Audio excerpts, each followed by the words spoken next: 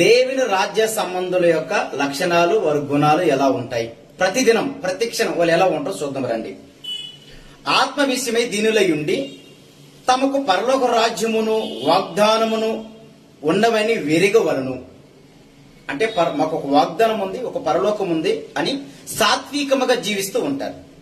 తమ దినదిన జీవితంలో వెదురుపడే శ్రమలను దుఃఖములను ధైర్యముగా వెదురుకొని తాము సంతోషించి ఆనందించే దినములో ముందున్నవని వెరుగవలను. అంటే ఇప్పుడు శ్రమలు బాధలు వస్తుంటాయి, వాటిని ధైర్యంగా ఎదుర్కోవాలి.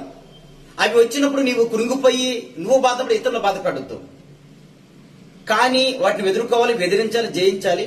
ముందు మాకు ఒక సంతోషకరమైన దినం ఉందని దానికోసం ఎదురు చూస్తూ ఉండాలి. ఇటు వారికి రాబో దినములలో భూలోకమును దేవుడు అనుగ్రహించినని వెరిగి సాత్వికులుగా జీవించవలను. అంటే ఒక రోజు వస్తుందని ఎరిగి ఇప్పుడు నుంచే సాత్వికులుగా జీవించాలని వాక్యం